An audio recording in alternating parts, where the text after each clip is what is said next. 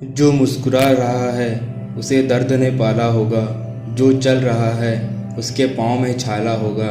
बिना संघर्ष के इंसान चमक नहीं सकता, जो जलेगा उसी दिए में उजाला होगा।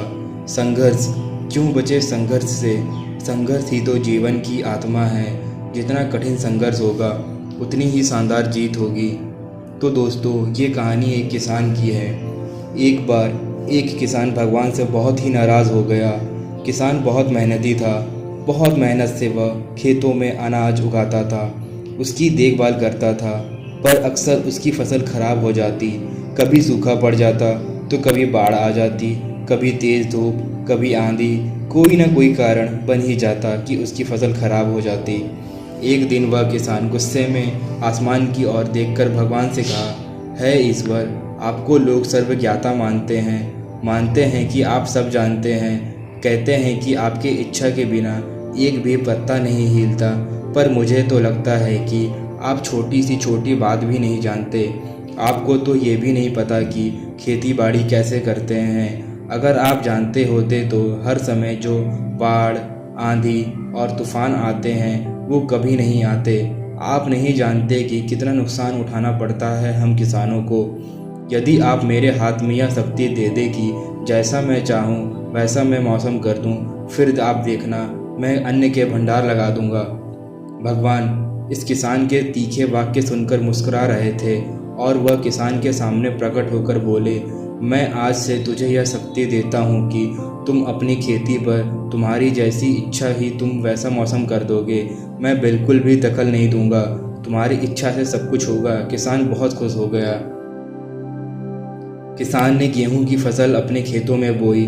जब उसे लगा कि खेतों को धूप चाहिए तो खेतों को धूप मिले, जब पानी बरसना चाहिए तभी पानी बरसा। आंधी, तूफान, बाढ़, कुछ भी उसने अपने खेतों पर आने नहीं दिया। किसान के खेत में इस वर्ष ऐसी फसल हुई जैसे कभी नहीं हुई।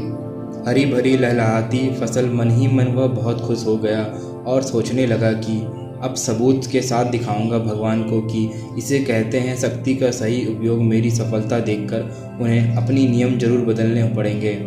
कुछ दिन गुजरने के बाद फसल कटने को तैयार हो गए। किसान बहुत मुस्कुराता उत्सुकता के साथ फसल को काटने लगा, पर जैसे ही उसकी नज़र गेहूं की बालियां पर गया तो उसने अपना सिर पीट लिया और वह रोने चिल्लाने लगा। गेहूं की एक भी बाली के अंदर गेहूं का दाना नहीं था, सारी बालियां अंदर से खाली थी। किसान बहुत दुखी हो गया। उसने भगवान को रोते हुए फिर पुकारा, हे प्रभु, तुमने ये मेरे साथ क्या किया? क्या तुमने मुझे कोई सज़ा दी? भगवान बोले, पुत्र, ये तो होना ही था। तुमने पौधों को संघर्ष करने का मौका ही कहाँ दिया। ना तो तुमने उन्हें आंधियों से जूझने दिया, ना तेज बारिश से सामना करने दिया, और ना ही धूप से तपने दिया। एक भी चुनौती का सामना तुमने उन्हें नहीं करने दिया, इसलिए सारे पौधे अंदर से खोखले रह गए। जब आंधी, तूफान, तेज बारिश और धूप पड़ती है तभी ये पौधा अपने अस्तित्व को बचाने के लिए संघर्ष करते हैं, और इसी संघर्ष से एक बल पैदा होता है जिसमें शक्ति होती है, ऊर्जा होती है। और यही ऊर्जा पूर्ति तेरे गेहूं के दानों की तरह जो नहीं फूटी, तूने उन्हें कठिन परिस्थितियों से गुजरने ही नहीं दिया जहां उनके अस्तित्व का जन्म होता। सारे बालियां इसलिए खाली है, इसमें एक भी गेहूं का दाना इसलिए नहीं है क्योंकि तुमने अपने पौधों को संघर्ष कराया ही नहीं। याद रखिए, स्वर्ण में स्वर्णीय आभा तभी आती है जब वह आग में तपने, गलने और हथौड़ों से पीटने जैसे संघर्षों से गुजरता है। कोयले का टुकड़ा हीरा तभी बनता है जब वह उच्च दाब और उच्च ताप की मुश्किल परिस्थितियों से गुजरता है। इसी तरह यदि हमारी ज़िंदगी में कोई संघर्ष ही ना हो, कोई चुनौती ही ना हो, तो हम भी गेहूं की बालियां की तरह खोखले रह जाएंगे। कोई अस्तित्व नहीं होगा हमारा। विपरीत परिस्थितियां, चुनौतियां, समस्याएं हमें और अधिक निखारती हैं।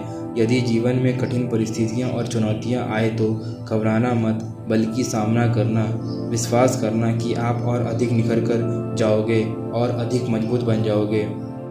किसी ने कितना सही कहा है कि जिंदगी जीना आसान नहीं होता, बिना संघर्ष कोई महान नहीं होता। जब तक ना पड़े हथौड़े की जोड़ तब तक पत्थर भी भगवान नहीं होता। धन्यवाद।